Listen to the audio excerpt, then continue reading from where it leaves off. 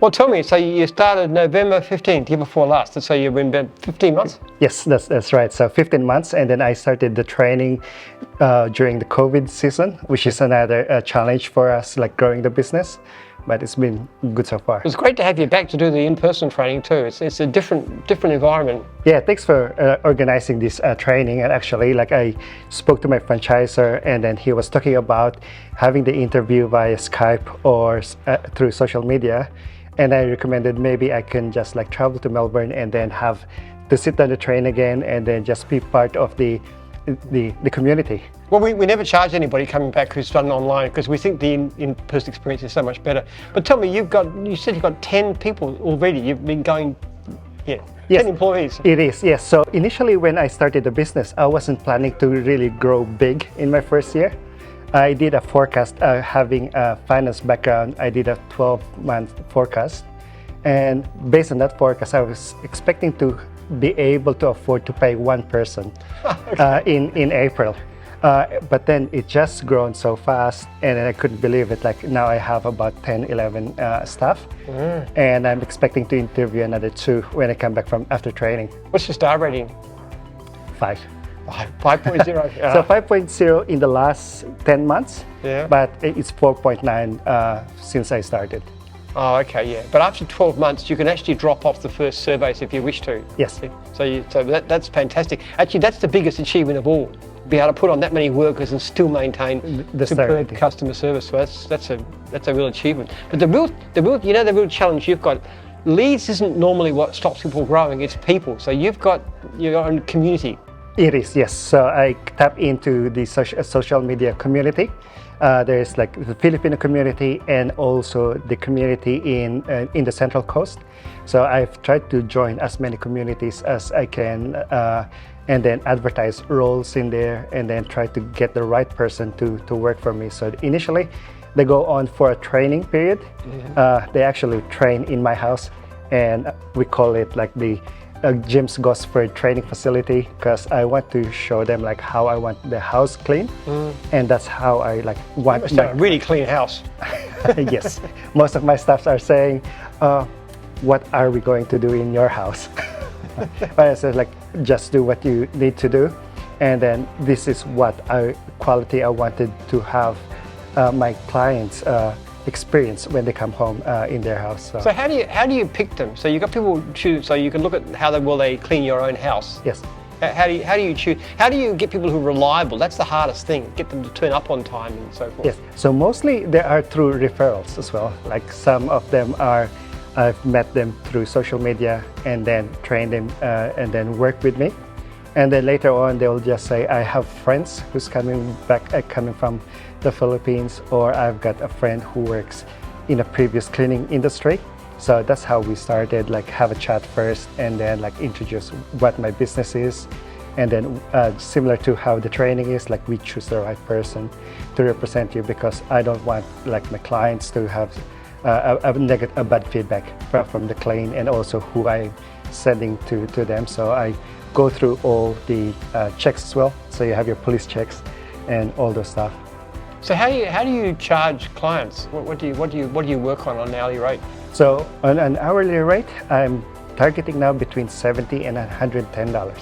Okay. Yeah. That's good. But it's all based on quotes. It is based on quotes, but now with what we're experiencing in the aged care industry, that they don't have enough staff to support their business, we try to work on that $66 hour rate because we don't really want to charge more on the aged care population, but still be able to provide a service and give a decent salary to my staff. But not below $60 an hour. Not below $60. Can I ask what you pay your staff?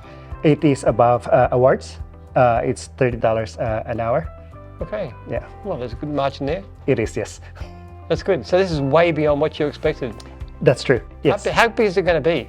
How far do you think it's going to go? So far, after I left home for this training, I have 360 hours of work waiting for me, and just being on the phone, calling the clients and schedule all those services. So that's why I plan to hire another 2 by the time we come back to support that 360 hours of work.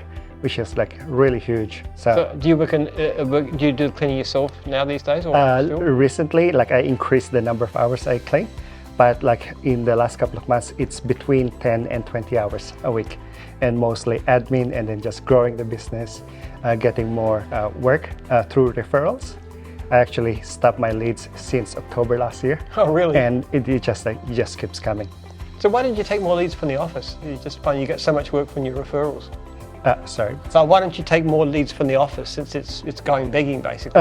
So it is because like I've got so much work and not enough time to train another person to take on that job. But then coming into the session yesterday, it just like opened up more areas of revenue stream for me, just like doing split, and also maybe like after 5 years is going into the next step of being maybe the regional franchisor. Yeah, why not? Though actually, strangely enough, people who make the most money in gyms, and most of them are actually successful franchisees, make a lot more money than most franchisors. Yeah. So how do you find the brand in terms of clients and so forth? How do you? So like everybody, like when they see the branding, like when I wear the uniform going to the supermarket or even on the street, sometimes you get stopped by people and then start asking you questions. It's like how good is James, and then like they give you feedback also with their previous cleaners, and sometimes that's where I get my next lead. Yeah, right. Yeah. Okay, so just the fact that you're wearing the uniform helps you to pick up work. It is, yes. So when you're going out shopping and stuff, you'd always wear your uniform? Mostly wear my uniform maybe 5 to 6 days a week. It's like from when I wake up until about like 7 p.m. when I finish my admin work, I'm still wearing the uniform. Do you find the brand helps you to get a better price? Is that? It does, yes. Definitely because of the James branding. They always really say, "Oh, it's a James mowing business." So like when they say James mowing, they actually like automatically remember you.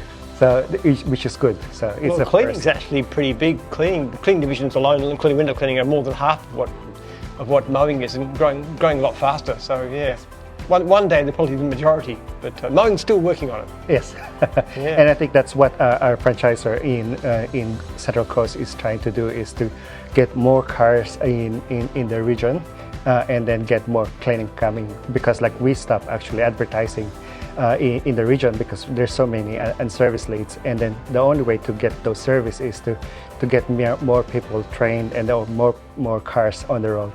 Well, you know, another possibility for you too is that you could start a new division. We've done that a couple of times lately. We've had laundry just started just over 2 years ago now, and it's got 58 franchisees. Yes, and there's also one laundry division that started in the Central Coast maybe a couple of months ago, and actually used their service. And I know one of the franchisors in there has actually started a new division called Jim's Beauty. So there's always potential for growth. Yeah, that's true, definitely. Yeah, Never know and where I'm you looking might forward go. to that. Well, you've only been going for such a short time. Who knows where you'll be in 10 years' time? Yeah, true. That's great.